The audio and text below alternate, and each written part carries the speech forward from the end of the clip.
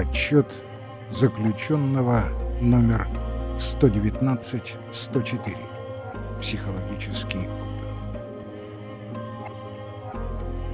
Поскольку номер 119-104 предпринимает здесь попытку описать, что он пережил и передумал в лагере именно как психолог, прежде всего следует отметить, что находился он там, конечно, не в качестве психолога и даже, за исключением последних недель, не в качестве врача.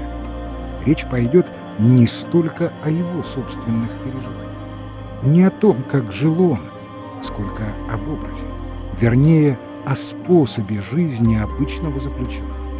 И я не без гордости заявляю, что был именно не более чем обычным заключенным, номером 119-104. Я работал преимущественно на земляных работах и на строительстве железнодорожных путей, в то время как некоторым моим коллегам, правда, немногим, выпала невероятная удача работать в сколько-нибудь отапливаемых импровизированных лазаретах, увязывая там пачки ненужных бумажных отходов. Мне как-то случилось в одиночку прорыть под улицей тоннель для водопроводных труб. И я был очень этому рад, потому что в качестве признания моих трудовых успехов получил к Рождеству 1944 года 2 так называемых премиальных талона от строительной фирмы, где мы трудились буквально на положении рабов. Фирма ежедневно выплачивала за нас, лагерному начальству, определенную сумму в зависимости от числа работавших. Этот талон обошелся фирме в 50 фенигов, а ко мне вернулся через несколько недель в виде 6 сигарет. Когда же я стал обладателем 12 сигарет, то почувствовал себя богачом. Ведь 12 сигарет — это 12 порций супа. Это уже почти спасение от голодной смерти. Отсрочка ее, по крайней мере, на 2 недели. Позволить себе роскошь курить сигареты мог только Капо, имевший еженедельно 2 гарантированных премиальных талона, или заключенный, работавший при какой-нибудь мастерской или складе. Там иногда особое усердие вознаграждали сигареты. Все же остальные сигаретами невероятно дорожили, берегли их и буквально надрывались из последних сил, чтобы получить премиальный талон. Ибо это сулило пищу, а значит, продлевало жизнь. Когда мы видели, что наш товарищ вдруг закурил до того бережно хранимую им сигарету, мы знали, он уже полностью отчаялся. Он не верит, что выживет, да и не имеет на это шанса. И обычно так и случалось. Люди, почувствовавшие близость своего смертного часа, решали напоследок получить каплю хоть какой-то радости. Зачем я рассказываю обо всем этом? Каков вообще смысл этой книги?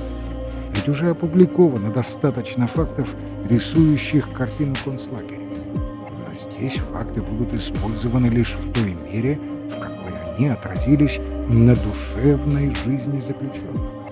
Психологический аспект книги посвящен переживаниям как таковым.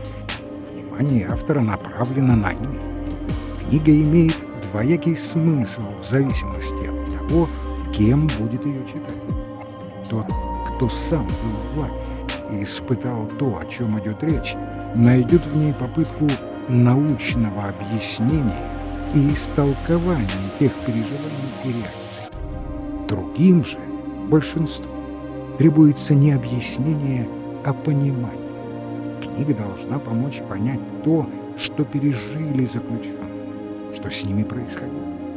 Хотя процент выживших в лагерях ничтожен, важно, чтобы их психология, их своеобразные, часто совсем изменившиеся жизненные установки были понятны окружающим. Ведь само по себе такое понимание не возникает.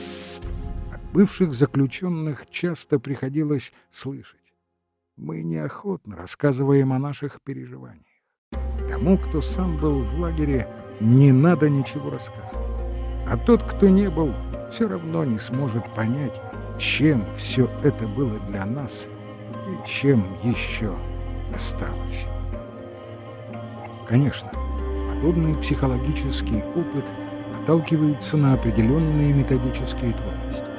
Психологический анализ требует от исследователя некоторой дистанции.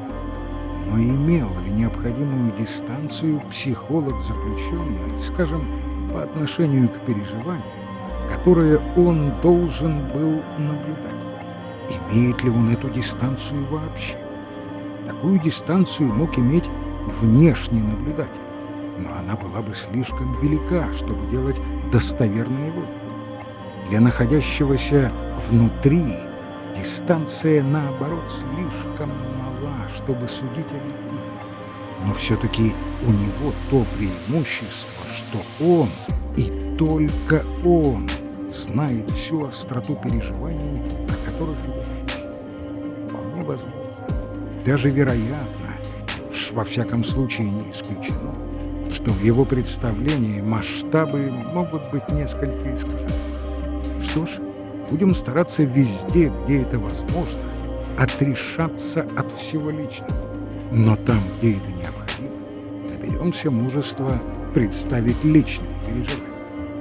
Ведь главную опасность для подобного психологического исследования представляет все-таки не его личностная окрашенность, а тенденциозность этой окраски. Впрочем, я спокойно предоставлю кому-нибудь другому возможность еще раз профильтровать предложенный текст вплоть до полной его обезличенности и выкристаллизовать из этого экстракта переживаний объективные теоретические выводы. Они будут дополнением к той психологии и, соответственно, патопсихологии арестанта, которая складывалась в предшествующие десятилетия. Огромный материал для нее создала уже Первая мировая война, познакомив нас с болезнью колючей проволоки, острой психологической реакцией, которая наблюдалась у заключенных в лагерях для военнопленных. Вторая мировая война расширила наши представления о психопатологии масс, если можно так сказать, обыгрывая название книги Лебона, ибо она не только втянула огромнейшие массы людей в войну нервов, но и предоставила психологам тот страшный человеческий материал, который можно кратко обозначить как переживание заключенных концлагерей.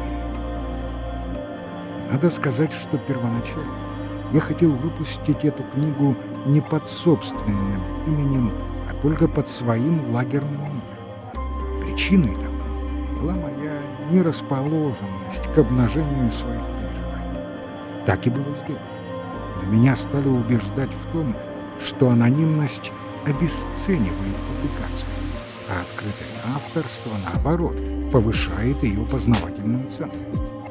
И я, переборов страх самораскрытия, набрался мужества ради дела подписаться собственным именем.